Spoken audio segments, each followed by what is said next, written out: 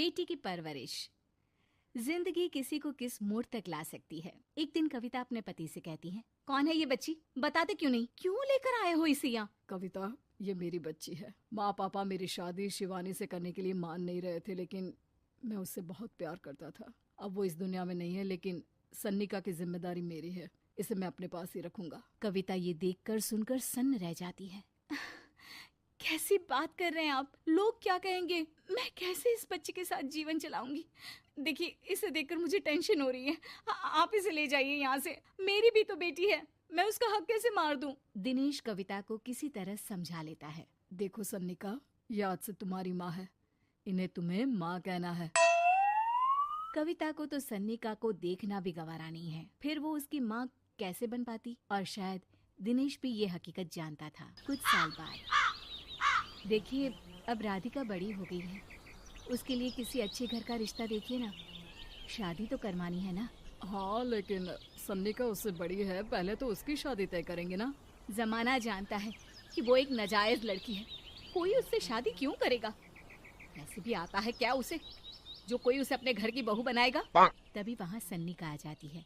पापा, मुझे स्कॉलरशिप मिल गई है, आगे का सारा खर्चा यूनिवर्सिटी वाले उठाएंगे। मैं कल ही वहाँ हॉस्टल में शिफ्ट हो रही हूँ। लो, सुना दिया ना फैसला। अरे अब क्यों शिफ्ट हो रही हो? पहले ही हो जाती शिफ्ट। दुनिया में यूं कालिक तो ना होती हमारी। क्या यार कविता, एक तो खुशी की बात है कि लड़की को कुछ आगे बढ़ने पढ़ने का मौका मिल रहा है, लेकिन नहीं, तुमको तो केवल ताना मारना ही आता है। जाकर देखो शिवानी क्या कर रही है। अरे हाँ, मैं शिवानी को दूध देना भूल गई, वो कैसे उठेगी? कविता को ये सुनकर गुस्सा आ जाता है। हाँ हाँ, अपनी किताबों से फुर्सत मिले तब ना। मेरी बेटी ना कुछ खाए ना कुछ पिए, यही तो चाहती हो तुम। सन्निका, जिसने कभी कविता से बात ही नहीं की थी, क्योंकि वो उसे हमेशा कोसती, वो वहां से बिना कुछ कहे निकल जाती है। खाना तो पूरा बन गया, अब जाकर आराम से पैकिंग करती हूँ, कल वक्त से निकल जाऊंगी। देखिए जी, वैसे तो ये लड़की मुझे एक आंख पसंद नहीं, अपने कमरे में पैकिंग कर रही है। अरे मुझसे तो कभी बात भी नहीं करती। आप साफ साफ बोल दीजिए उसे कि घर से जाएगी तो सारा काम कौन करेगा? उसकी माँ। माँ का नाम सुनकर सन्निका भी वहाँ आ जाती है। नहीं, वो कैसे करेंगी, वो तो मर गई है ना। उस मनहूस औरत को मेरे घर में याद करने की कोई जरूरत नहीं है, समझी? वैसे भी ना होते हुए भी तेरी शक्ल में लगता है कि वो हमारे बीच में ही है हमेशा से। तो ठीक है ना, जब जा रही हूँ तो क्यों प्रॉब्लम हो रही है आपको? सन्निका घर से निकल रही थी। कविता ना चाहते हुए भी सन्निका को रोक लेना चाहती थी, और वजह थी सिर्फ उसकी सोशल लाइफ का डिस्टर्ब हो जाना। किटी में कविता की सहेलियाँ कहती हैं, क्या बात है, तू परेशान सी लग रही है, सब ठीक तो है ना? क्या हुआ, उस सन्निका ने फिर कोई तमाशा किया क्या? अरे नहीं नहीं, चली गई, वो तो ऑक्सफोर्ड की कोई एनजीओ है, उसकी स्कॉलरशिप मिली है। मेरा भाई बता रहा था कि उसका तो फ्यूचर ब्राइट है।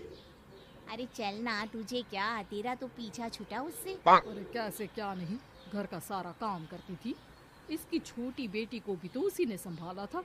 याद है, उसकी छोटी बेटी का जो केस हुआ था, वो भी अपने सर ले लिया था। हाँ, तो बदले में सारा खर्चा भी तो हम लोग ही उठा रहे थे ना।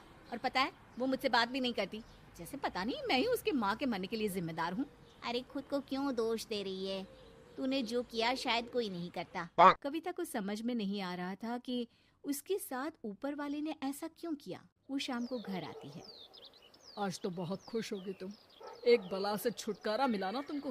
बेचारी की जिंदगी नरक बना कर रखी थी। वो तो कहते हैं ना, ऊपर वाला सब देखता है। देखो, चुन लिया उसने अपना रास्ता। कविता का मन तो करता है कि वो पति को सब कुछ सुना दे, लेकिन सामने सास खड़ी होती है। ये तो है, बेचारे को खाना बनाने से लेकर घर के सारे काम करने पड़ते थे।